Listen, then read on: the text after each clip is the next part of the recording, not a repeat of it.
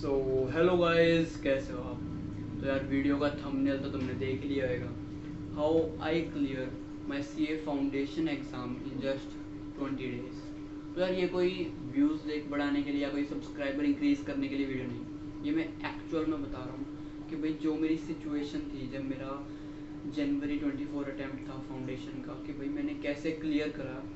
और मैंने यहाँ पे कुछ 14 पॉइंट्स लिखे हैं और मैं एक्चुअली मैं बताना चाह रहा हूँ कि भाई जो मैंने गलतियाँ करी, जो मैं वहाँ से सीखा, जो मैंने ओवरकम करा अपना स्ट्रेस, जो मैंने बहुत कुछ सीखा, वो मैं तुम्हें बता रहा हूँ ताकि तुम्हारे पास 20 दिन है और तुम्हें गलतियाँ ना करो। और भाई अगर तुम्हें ऐसा लग रहा है कि तुम पूरी वीडियो नहीं देख सकते, अगर तुम्हारे पास टाइम नहीं है तो तुम भाई चले जाओ, क्योंकि half knowledge is dangerous. Okay, so better रहेगा तुम 1.5 या 2x पे देख लो तो वो स्मार्ट डिसीजन होएगा। देखनी तो पूरी देखना, वरना प्लीज़ को। और अब हम मेन मुद्दे की बात करते हैं कि भाई क्या 20 दिन में हम क्लियर कर सकते हैं। पहली बात तो इसमें कुछ कंडीशन अप्लाइड है। भाई तुम्हारे 4 सब्जेक्ट्स हैं फाउंडेशन में, अकाउंट्स, लॉ, मैथ्स, इको, ठीक है। और अब इनका सिलेबस बहुत ज़्यादा इंक्रीज़ है। और रही बात उसकी कि भाई इंस्टीट्यूट का जो लेवल है, भाई तुमने जून अटैम्प्ट देखा है, भाई क्या हाल हो रखा है ना। 15% सिर्फ आया रिजल्ट। तो भाई तुम देख लो कि इंस्टीट्यूट क्या चाहता है, जो रिक्वायर्ड है तुम्हें वो पढ़ना पड़ेगा, ठीक है। और अब इसके लिए कुछ जो इंपॉर्टेंट पॉइंट्स हैं वो मैं अभी 2 मिनट में डिस्कस करूँगा। ये काफ़ी लंबी वीडियो जाने वाली है, आई डोंट नो कितने मिनट्स की होगी, बट इतना मैं श्योर हूँ अगर तुमने वीडियो देख लिया और समझ लिया और अपने अकॉर्डिंग इसको कुछ स्ट्रेटेजी बना ली, तुमने फ्रेम कर लिया ना कुछ, तो तुम्हें कोई नहीं रोक सकता इस सीए फाउंडेशन को क्लियर करने में और तुम इसके इंटर में आ जाओगे, ठीक है। तो अब शुरू करते हैं मेन में। देखो सबसे पहला पॉइंट कि भाई तुम्हारे पास 6 महीने से तुमने क्या करा। तुमने पढ़ाई करी, तुमने मक्कारी करी, तुमने पढ़ाई नहीं करी, तुमने कुछ भी करा, उसको 2 मिनट के लिए साइड में रखो, क्योंकि भाई जो लास्ट के 20 दिन होते हैं ना बहुत ज़्यादा इंपॉर्टेंट होते हैं, ठीक है। सबसे पहला जो कि इंपॉर्टेंट पॉइंट होता है कि भाई तुम्हारा सिलेबस कंप्लीट होना चाहिए, ठीक है। अगर तुम्हारा सिलेबस कंप्लीट नहीं है तो अब तो मैं ऐसे रिकमेंड करूँगा भी नहीं सिलेबस कंप्लीट करने को। अब मैं क्या रिकमेंड कर सकता हूँ कि भाई तुम यूट्यूब पे जाके OTMC देखो, ओनली दिस मच, मतलब 1 शॉट वीडियो देखो इन शॉर्ट। अगर तुम्हारा चैप्टर कोई नहीं आता तो वो तुम्हें बहुत ज़्यादा हेल्प करेगा।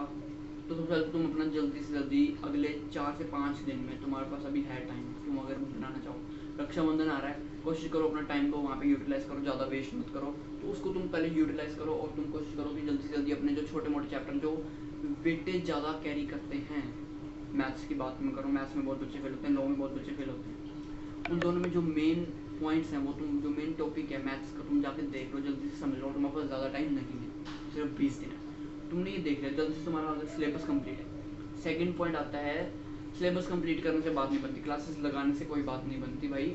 मतलब तुम्हें रिविजन्स करनी पड़ेंगी बहुत ज़्यादा, क्योंकि मल्टीपल रिवीजन जब तक नहीं होंगी तुम्हें याद नहीं रहेगा। ये इम्पोर्टेंट बातें हैं जो कि पता सबको होती हैं लेकिन कोई फॉलो नहीं करता, और जो फॉलो कर लेता है सिर्फ वही पास होता है, ठीक है। सेकेंड पॉइंट की बात कर रहा हूँ, मल्टीपल रिविजन्स। यहाँ पे अब मैं प्रैक्टिकल सब्जेक्ट्स की बात करूँ तो भाई तुम्हें लिख के प्रैक्टिस करनी पड़ेगी, क्योंकि मेरे साथ जो हुआ था मैंने लिख के प्रैक्टिस करी थी बट स्टिल इतनी नहीं करी थी। तो एग्ज़ाम में क्या हुआ था, मैं फॉर्मेट भूल गया था अकाउंट्स का फॉर्मेट, यू नो, बट मेरे को 2 मिनट बाद याद आ गया था क्योंकि मैंने प्रैक्टिस कर रखी थी। तो बहुत ज़्यादा ज़रूरी है कि भाई तुम फॉर्मेट अकाउंट्स की लिख के प्रैक्टिस करो, मैथ के फॉर्मूला लिखते रहो। इकोनॉमिक्स और लॉ ये आ जाते हैं थोड़ा थ्योरी टाइप में, तो इसको तुम्हें इकोनॉमिक्स को तुम समझ लिया तो तुम्हारा काम हो जाएगा। और इकोनॉमिक्स याद रखना तुम्हारे एग्रीगेट बनाएगा, ठीक है। मेरे इकोनॉमिक्स में एग्जाम्पशन स्कोर करे थी 63 मार्क्स से, तो बहुत कम थे बट स्टिल ओके। लॉ में तुमने समझ लिया, एक बात है उसको लॉ की लैंग्वेज में प्रेजेंट करना बहुत डिफरेंट बात है, और ये बहुत ज़्यादा इंपॉर्टेंट हो जाता है, ठीक है। थर्ड पॉइंट यहाँ पे आएगा रिटर्न प्रैक्टिस। भाई जब तक तुमने अपनी रिटर्न प्रैक्टिस नहीं करी तुम कुछ नहीं कर पाओगे। मतलब क्या होएगा, मैंने लास्ट के 1 महीने में मैंने मतलब लास्ट के जब 25-30 दिन पड़े थे मैंने तब रिटर्न प्रैक्टिस शुरू करी थी, लिखनी शुरू करी थी।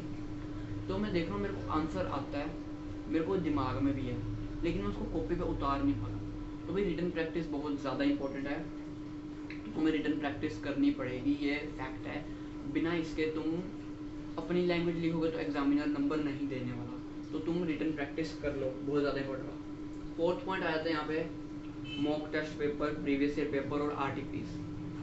मैंने सही बताऊँ तो नहीं लगाए थे, जो कि मेरी सबसे बड़ी गलती रहेगी, क्योंकि मैं पहली बार दे रहा था, मेरे को नहीं पता था, मतलब पता था पर मैंने फॉलो नहीं करा। तुम लगा लो, तुम्हें मैं बता रहा हूँ, अभी तुम आपके 20 दिन हैं तो तुम लगा सकते हो।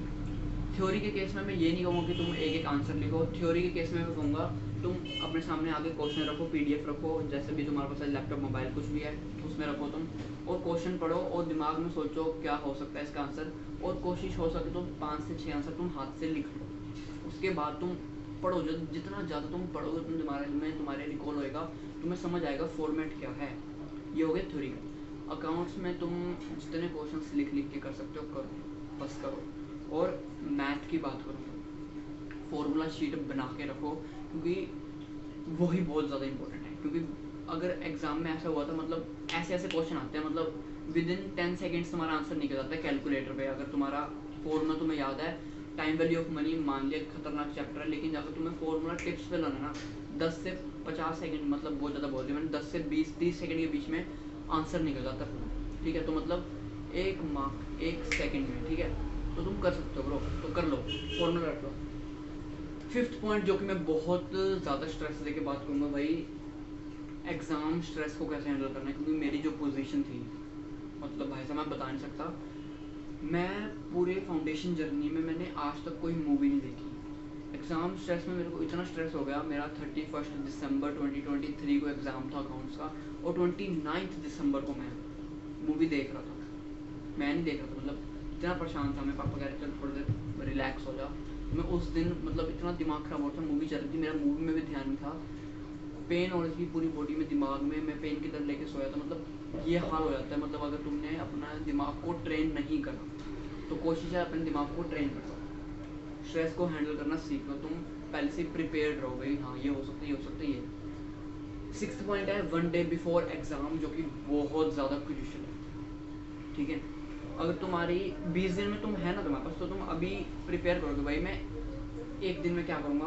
क्योंकि मैं मानता हूँ कि भाई तुम पहले 4 दिन तो तुम अपने अकाउंट्स को देना, क्योंकि पहला एग्ज़ाम अगर तुम्हारा मस्त चला गया ना, तो मतलब बाकी तुम कर लोगे क्रैक। ठीक है, तो 1 डे तुम डिसाइड करो लॉ में तुम्हें कैसे करना है, मैथ्स में कैसे करना है, और इको में कैसे करना है। ठीक है, लॉ में तुम अपने, अगर तुमने नोट्स बना रखे हैं तो वेल डन, अगर नहीं बनाए तो किसी और के नोट्स लो, क्योंकि नोट्स बहुत ज़्यादा ज़रूरी है। यूट्यूब पे 1 शॉट देखो, कुछ भी करो तो मैं करना पड़ेगा।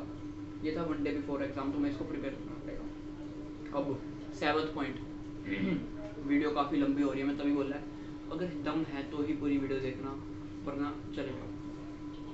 7th पॉइंट है इंस्टीट्यूट का माइंडसेट और उसका